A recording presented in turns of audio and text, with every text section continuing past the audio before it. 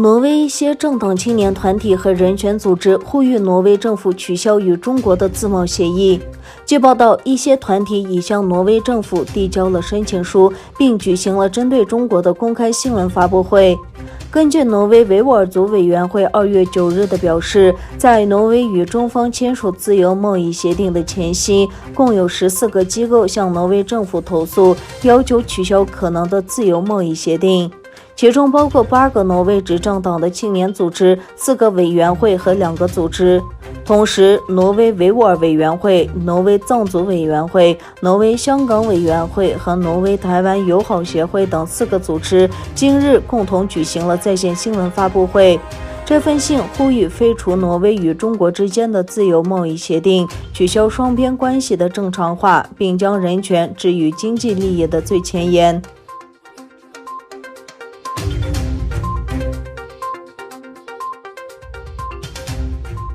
中国国家广播电视台总局发布声明，以损害中国国家利益为由，禁止英国广播公司 BBC 世界新闻台在中国境内落地。英国外相拉布表示，中方的做法是不可接受的，只会损害中国的世界形象。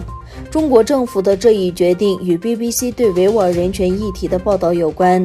中国广电总局在声明中称 ，BBC 世界新闻台涉华报道有关内容违反新闻应当真实公正的要求，损害中国国家利益，破坏中国民族团结，不符合境外频道在中国境内的落地条件。英国外相拉布在其推特账户上发文，指中国在全球范围内对媒体和互联网自由实行了最严格的限制。这一最新举措只会损害中国在世界范围内的声誉。上周 BBC 报道维吾尔族妇女在教育营中遭遇大规模性侵和虐待，引起全球强烈反应。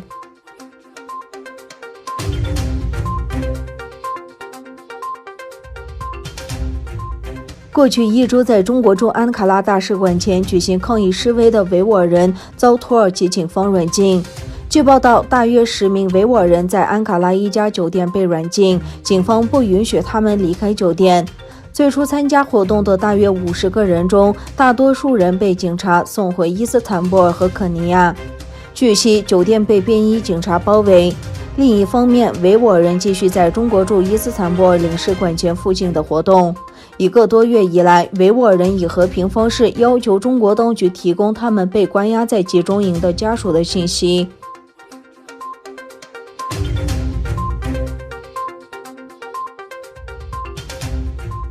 全球知名的美国视频监控和分析公司 IPVM 于2月9日发布了一部短片，详细介绍了由中国最大的监控摄像机制造商大华公司开发的监控摄像机中的维吾尔警报系统如何定义维吾尔族人，以及该系统如何将信号发送给警察。这再次表明，中国大型监控摄像机公司参与中国共产党对维吾尔人的压迫，严重侵犯人权。中国在东突厥散多地修建集中营，关押上百万维吾尔穆斯林的丑闻暴露以后，在全世界引起了巨大的反响。中国公安系统建立的庞大的网络视频监控系统也引起了国际社会的关注。虽然尚不清楚大华等中国科技公司向美国或其他国家出口的监视和安全摄像机中是否存在维吾尔族警报系统，但人权组织对此表示担忧。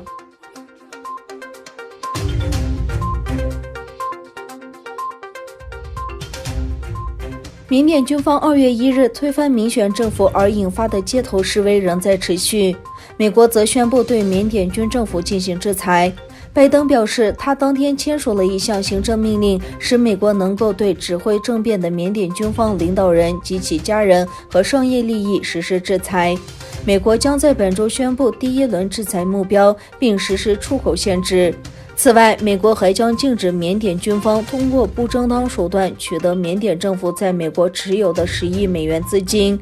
美国财政部11日公布了具体的制裁名单，包含缅甸国防军总司令赖敏昂和他的副手军恩在内的10名现任或前任军事官员。